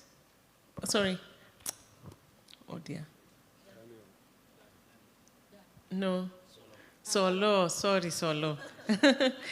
Where did you get the alcohol was the question. You're good. Yeah. Okay. For me, personally, it was a friend who brought it when we were at that event. But after that, we used to have a shop. So I will go to my mom's shop and volunteer to stay at the shop so that I know in the evening she'll give me 200 shillings or 300 bob. That is what I used to fund my drinking with. She didn't know that was what it was for. So mine was just, I worked my way around the system to just get away to purchase the drinks. Albert, in answering your question, at what point do we show concern or as family members or send somebody to a rehab? Please talk about the ability of having tough love but still love. And I think how do we deal with the manipulation? Because we feel guilty. As family members, you feel like, oh, maybe there's something I did wrong or I haven't done. And how would we manage as CLGs, as church leaders who are working with families who are saying, but she said, but he said, but now what do I do? That's, I think, a very important question. Okay. Well, two aspects. One is at what point can you enforce help? And then what do you do with resistance? And it used to be thought in the old days that you had to wait for somebody to hit bottom, as Maggie has said. But we also now understand that you can raise the bottom by the right kinds of interventions and providing information, but at the same time showing unconditional love or unconditional support. Remember that the addict, there's a lot of self-loathing, they hate themselves. They're facing rejection in different ways. You didn't finish school, your peers have left you behind. You know that you're not at where you need to be or where your peers are. So they're all forms of rejection. And so just getting that message that we're with you, we understand you, we love you regardless, it can help to raise our bottom, can help to get the person to realize that there's a level of pain beyond which they don't want to go, which is really what the bottom is. You don't have to have lost everything. Just an awareness that this pain I'm feeling is not worth whatever I'm getting from the drug. That cost-benefit thing. And then when it comes to, at what point do you intervene? Can you force people into rehab? Again, this is a controversial thing. It has been shown that there are people who are compelled into rehab who go there kicking and screaming, but when they meet other people who are like them, as all these guys have said, then the resistance falls away because they're with people who are a little further along in terms of their recovery journey and getting help and so forth, and they're able to identify with those people and tell themselves, if their drinking was like mine, then maybe my recovery or sobriety can be like theirs. And come to a place of acceptance earlier or sooner than they would have. But it's controversial because we have human rights, you're dealing with adults, they have a right to make their own choices and so forth. So what doctors do, the standard they have is that this person's behavior risks putting themselves at harm or harming other people. At that point, a doctor is under the law allowed to compel you into an institution. But that risk of harm has to be evident.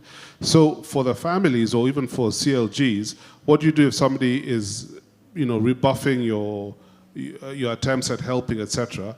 We talk about tough love, which is, I love you, I'll never stop loving you, but I'm not going to put up with this behavior either. And so, depending on the relationship, depending on the situation, you may have to throw somebody out of home, or you may have to stop supporting them in the way you've been supporting them, or bailing them out, like going to get them out of police cells and things like that. So if they land into the problems with the law, that's up to them, they'll sort it out themselves. And you can exercise that tough love at a point of leverage when they need you for something. So what I tell families, two things. One is they may only have leverage when the person approaches them for help for one thing or another. And secondly, they as families need to decide what they're going to put up with and what they won't, and establish boundaries accordingly. And this is not easy, because when you put up a boundary, it will be tested. These guys are manipulators, as we've heard. They're intelligent, they know you well, and so forth. They know which buttons to press and so on. And so it becomes a journey, and it can even be exhausting, which is why Al-Anon exists. It exists to help those affected by somebody else's addiction. And it exists to help that individual, not because of the addiction per se, that's the context that led them there, but because of the problems that that person then encounters within themselves. I've seen mothers, I've seen parents become more sick than the addict because of all the stuff they're having to put up with. So it does become complicated, and it takes time. It's not something that you'll deal with overnight. And so what I would guide anyone affected by somebody else's addiction is, don't keep quiet. Seek help for yourself, as well as guidance on how to help this person. But no, we say that addicts don't have relationships. They take people hostage. And that's how it feels. Like my life has stopped because of this guy's problem. So, and it will continue that way until you put your foot down. So there's a balance. It's not cut and dried. It's not black and white. Every situation is different. But if you're governed by love, and this person will get it, they'll sense that love. They'll sense that they're not rejecting me, it's just this behavior that they've refused, then that will also get to them. Because there are times, and all of us can attest to this, even in the worst of our worst places, there were days we'd have a clear mind and realize this is rubbish. This can't continue. But then that window would close, and then we're back in it. So, yeah. So 2 things I've picked up from what you've said.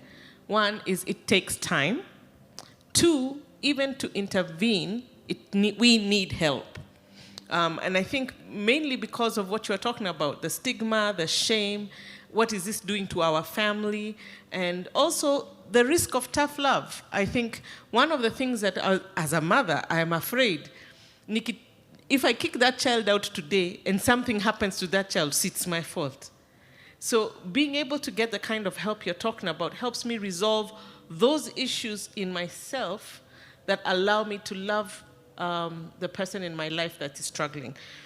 Thank you so much. We have a question from Nahashon, who is online. Thank you very much for your question. I will read it. And I think in a way you've kind of addressed it, but if anyone wants to add to that, to address this question, please do. How can I encourage someone who is struggling with addiction to acknowledge their problem and consider getting help without causing conflict or making the situation worse? If I may take that one. Number one, they already know. That is the first thing you should understand. We know we have a problem. We know something is wrong. But the thing is, we have not come to terms with it already. We have not accepted it, you know. And trust you me, if you're not gentle about it, there will be conflict. There's no easy way to go about it. The easiest way would be, for example, introduce me to them. You know, I'm speaking their language. You see, you know about the AA now or any other support group. Introduce me to them. I speak his language. So even how I will come and approach that with him is we will broach the subject in a way that he won't feel attacked. He won't feel like you're putting them down, you know. But personally, from a perspective of someone who's not an addict, I mean, to tell me, it's where those questions come. Can't you drink like a man? Other men are drinking this way. How is yacha? You see. Those questions come in because they don't have the understanding. But I, as an addict, I have been through the ringer, so I can come and tell you, I can approach that subject in a way that you'll understand what I'm saying. Yeah. I was going to ask you, Chris, Yeah. your mother prayed for you, spoke to your siblings. Did she exercise tough love? And what did that look like? Or how do we do it without conflict? Is conflict, some of us are very conflict averse. But in our conflict aversion, are we enabling? Okay, thank you for that. Back to the question by, is it Nahashon? Yes. What Solo has, just adding on what he has said. Sometimes we treat addiction as if it's, you know, as families or as caregivers, we treat it as if it's something that should never be talked about. I always ask families, if your son has a physical injury, maybe he has an accident and he stays in the house and he says, I won't go to hospital, I won't, and the leg starts rotting, it's the third week, the fourth week, he's not going to hospital. Would you all guys sit back and say, you know, we don't want to confront him, we don't want to make the situation worse? What would you do as a family? You would all go pick him, take him to Nairobi Hospital without any conversation, okay? So, one of the things that families need to do, whenever you have somebody in addiction, and maybe this has been going on for years, I know we are not even talking about months, it has been going on for years. One of the things you need to do, educate yourself about this addiction. Educate yourself about, learn as much as possible. There is so much information out there that you can learn. There's TikTok, there's YouTube. Learn, try to understand this addiction. And as Solo is saying, call in the professionals. Call Daniel, call Albert. Get a family intervention, not even with the person who is in addiction. Have a family intervention where you as the family is taught how to handle or what addiction is, for you to understand everything about the science of addiction, for you to understand why your loved one is doing the same things over and over and over again. Then after that, then you can make the decision. You'll decide whether this guy needs to go to rehab. You'll decide whether he needs outpatient counseling. The professional, you'll work with the professional to make that decision. And sometimes, as Albert has said, it has to be confrontational. You even have, even as a family, you have the legal backing. If your loved one, if your sibling, if your son or daughter is now a danger to themselves or a danger to you, you can't wait another day. And I'll tell you something that again has been said here. those people who come to the rehab, because I also manage a rehab like Daniel, those people who come to rehab involuntarily fare better than those who come voluntarily. Wonderful. Those who come voluntarily end up with a lot of entitlement. Yeah, I brought myself here, so I need this, I need this, I need to see my mom, I need my phone, I need my laptop. But those who come involuntarily, like Albert has said, it's as if he has been there.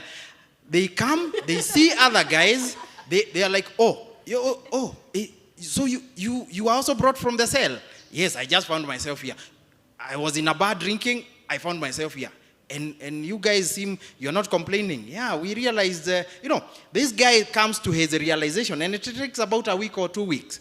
This guy who comes in voluntarily will even be telling the others, I can choose to terminate any time.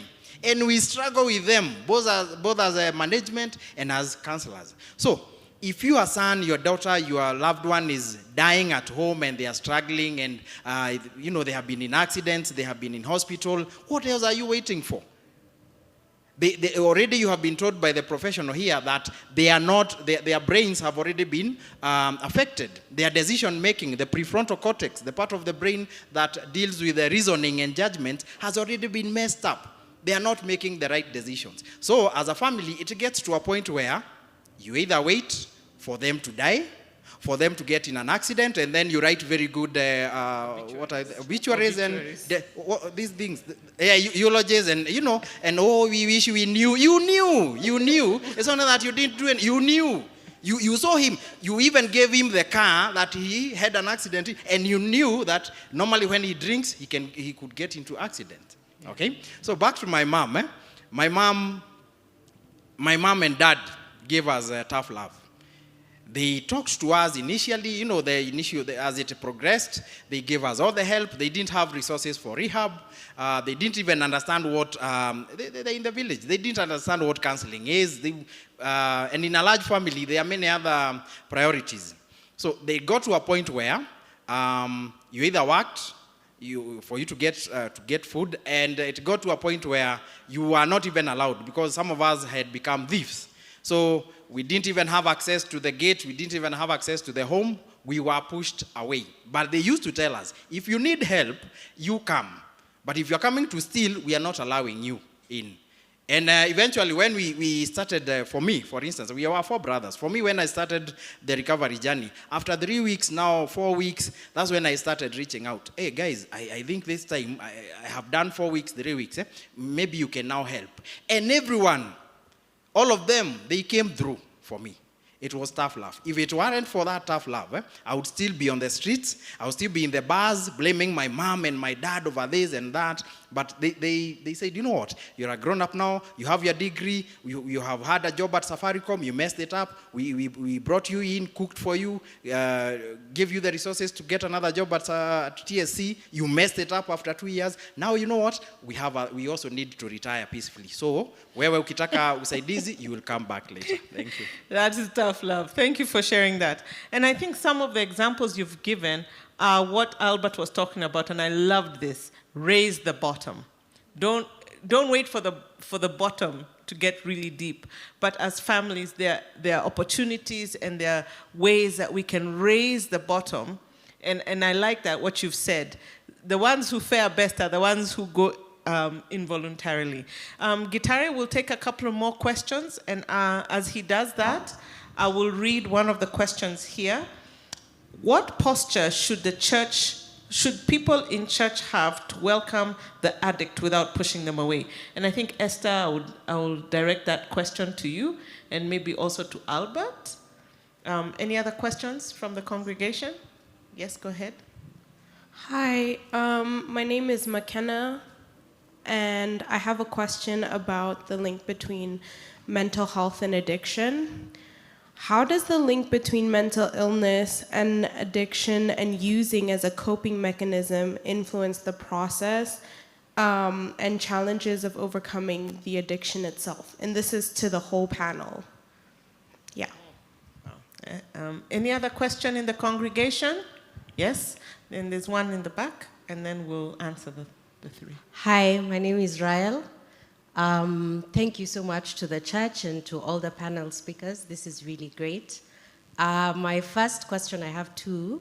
My first one I'll address to Esther. In her presentation, you had something about sponsorship. That could mean very many things to very many people. So maybe you can just explain what sponsorship in AA is and what to expect. And then my second question is to Chris.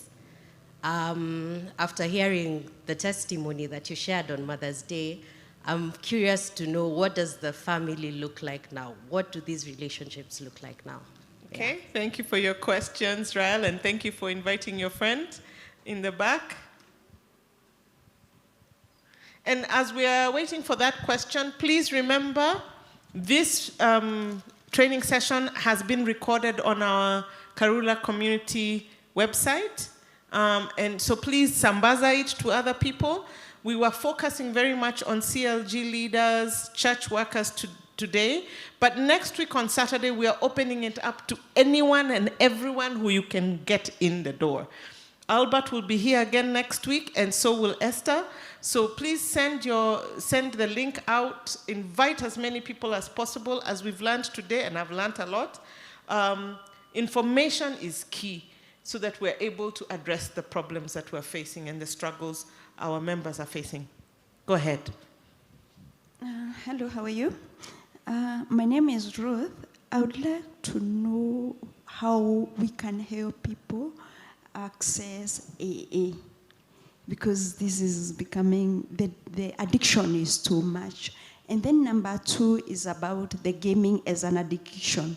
Because I've come to realize that several times people are inviting me to join gaming, in the name of making money.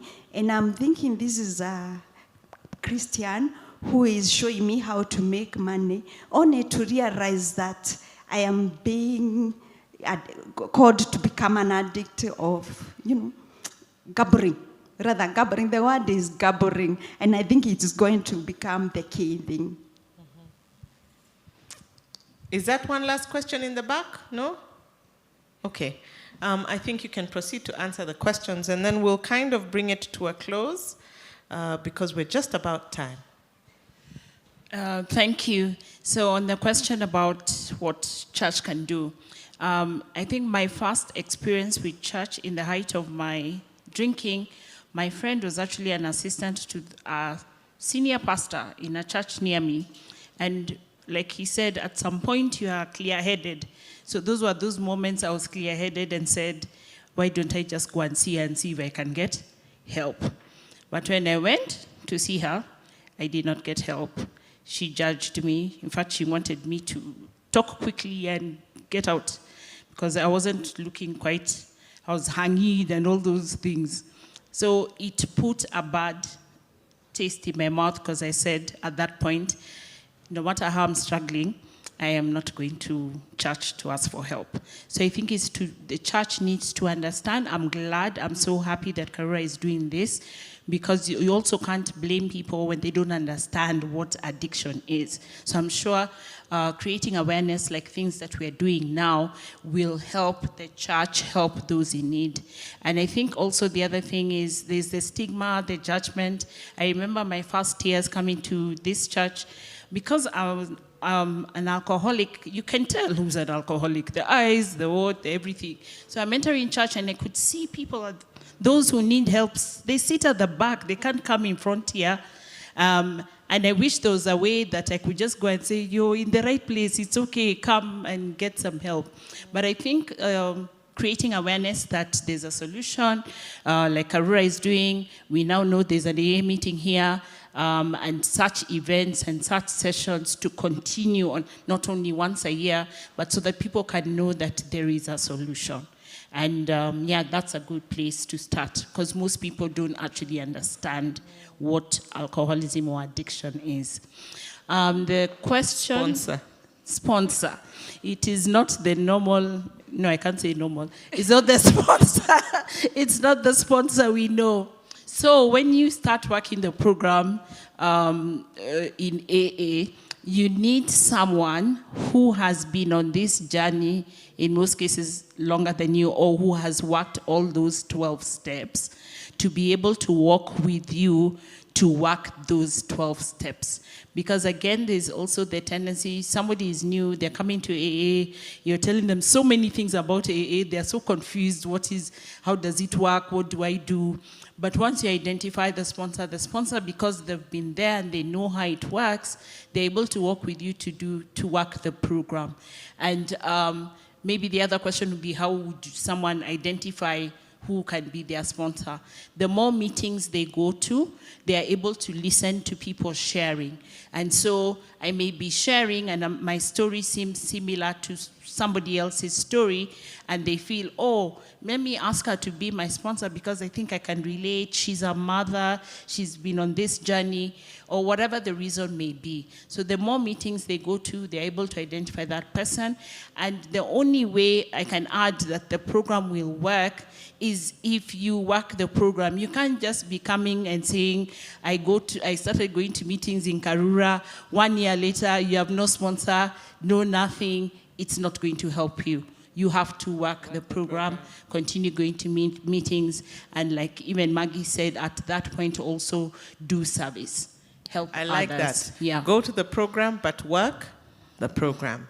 Albert, the link between mental health and addiction. Okay, I'll answer that, but I just want to say something about the church as well, because this was my experience. And I've thought about it. I know the answer is love. It's easy to say that. But I'm just thinking that I've noticed that different churches have a sensitivity or a heart for different kinds of problems. I've observed that. And I think that is often because of the exposure that the members themselves or the leadership has had.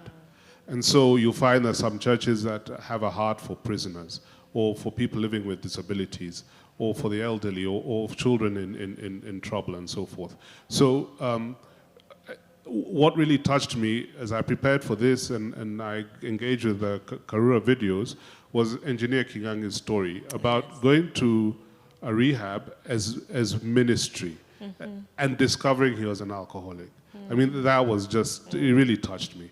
And so I think the short answer is it takes a grace of God to have a heart for people who are suffering and for people who are not so attractive at that point, and to imagine what they might be or what they might look like if they, with a bit of love, if they get a good bath, a good meal, and so forth.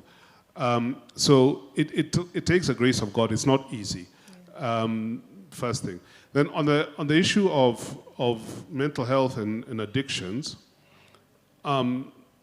there's a very high correlation between people with mental health disorders and people with substance use disorders. After all, substance use disorder is a mental health problem in itself. But so because of that very high correlation, the first thing a psychiatrist needs to establish is whether the mental health disorder was induced by the substance use. And if you remove the substance use, say put somebody into a rehab or something like that, and the mental health disorder symptoms are still present, it means that mental health disorder was pre-existing or was existing separately. If you remove the substance and the mental health disorder symptoms go, then you know they were induced by the substance use. But sometimes it's the other way around.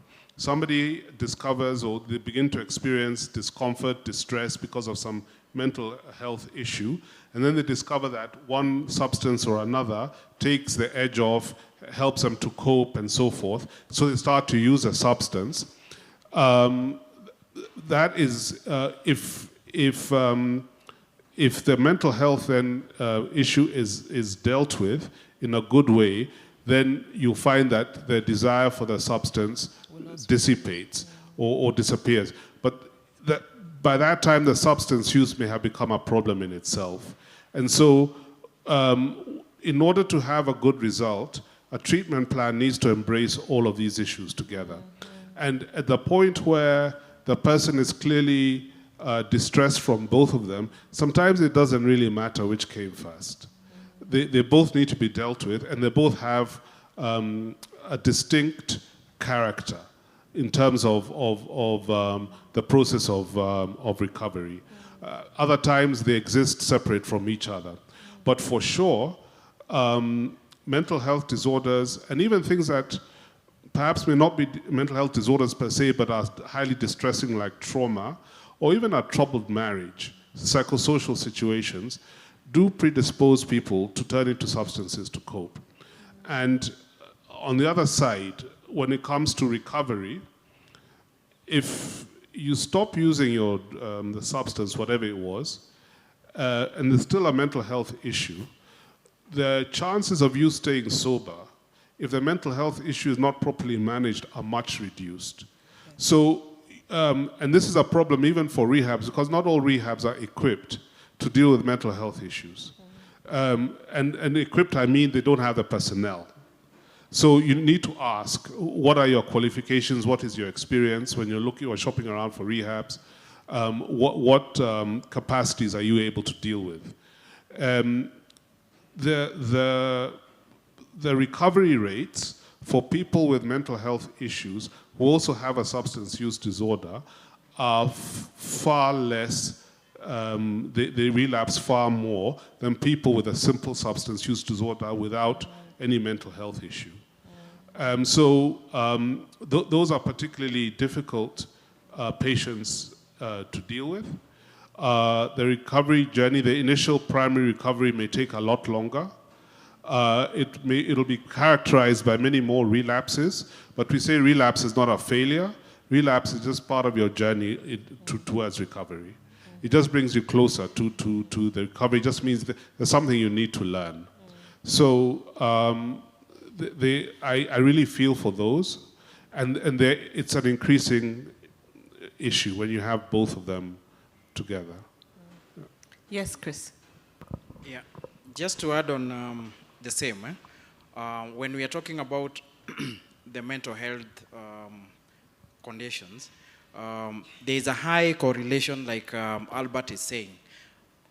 Most of them, like bipolar 1, bipolar 2, major depressive disorder, what we call depression, ADHD, most of those in the mood spectrum, schizophrenia, all those, they increase the chance of substance use disorder.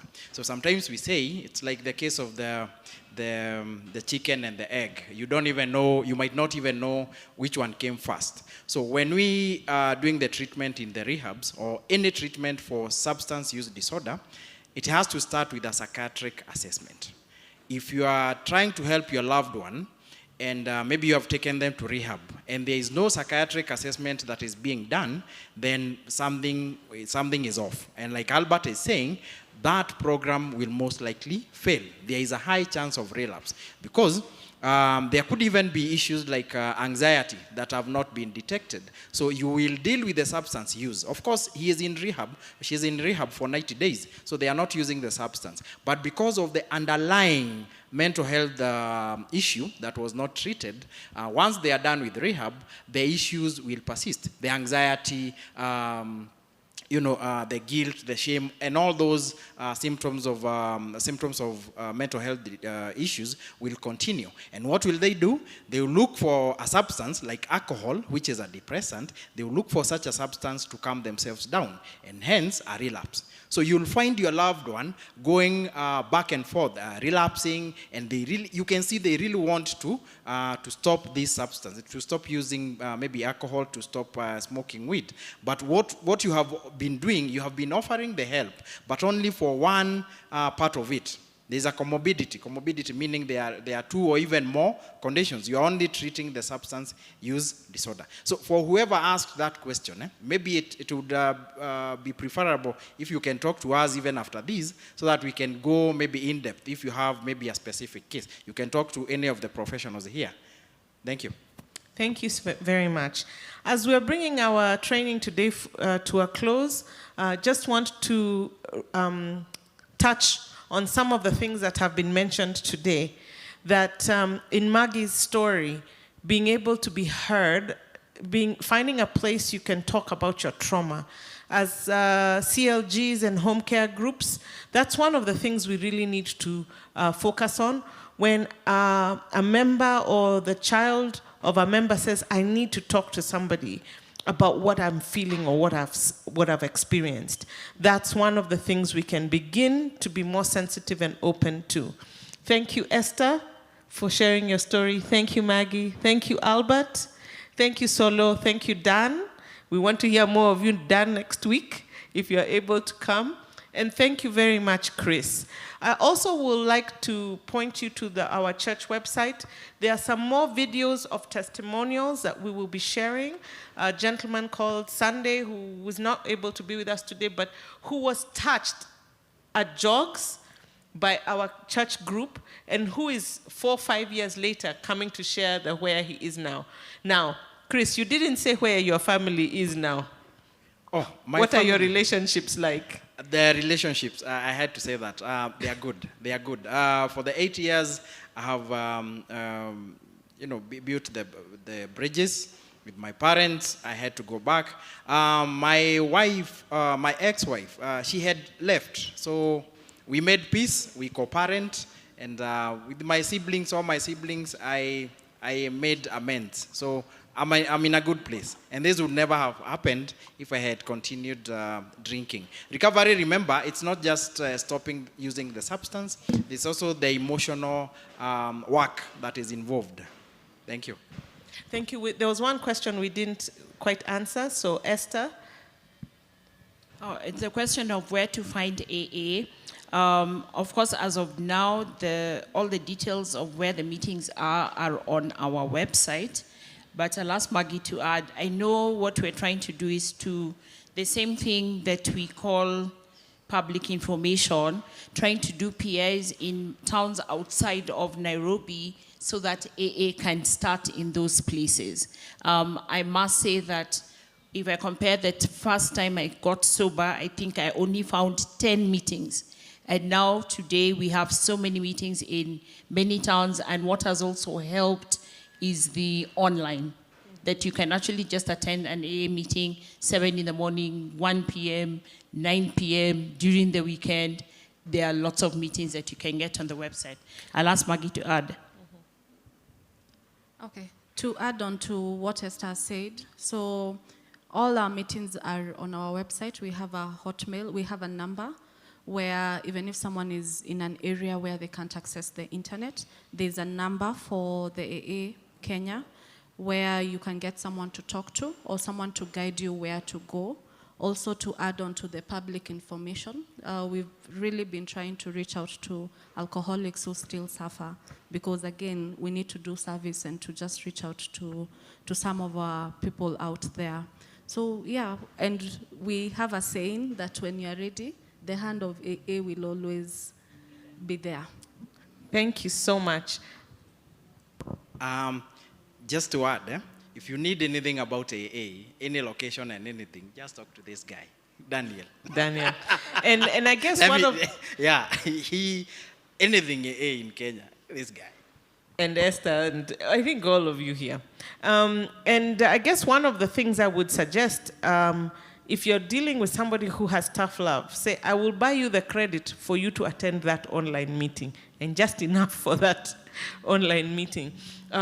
Those are some of the things that I think we can be able to do. I would like to thank all of you for being here, and I'll ask Gitare to come back and close for us. Thank you so much. And God bless you. Thank you. Just a hand for these amazing panelists. Thank you guys so much. So this takes us to the close of our first training day. Like we said, next week we'll be having this same training day open to everybody. So if you know somebody who is struggling with substance abuse or addiction, somebody who's struggling with addiction, please bring them here. Let's all get educated. Let's learn how to better serve those among us who are in the most need, and just grow our capacity to love them in action even better. Thank you guys for coming. If you'd like to continue supporting this ministry, please do send to our pay bill, which is 523-900 at with the account number Mental Health, or account name Mental Health. Everything that you send to here will help us actually start our own counseling center where we'll be able to triage people, whether that's for mental health, whether it's for addiction, or just the regular problems of life that people go through. Yes, we have so many professionals here on site, so if you need to see them, we will be sharing a list of all the resources that we've put together. But if you know any other professionals, any other resources that maybe weren't here that you think should be here, please do stop by the info desk and let us know, send us an email, or give us a call, and we'll be very happy to take those on.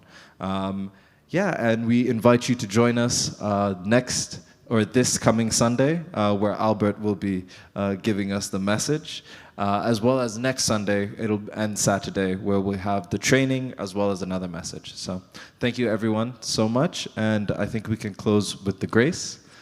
So if we could all just stand. Let us pray. May the grace of our Lord Jesus Christ and the love of God and the fellowship of the Holy Spirit be with us now and forevermore. Amen and amen. That was nice. That was nice. Thank you. And you know, we will have a recovery office. We've told you that. When the container comes, we'll have an office where AA can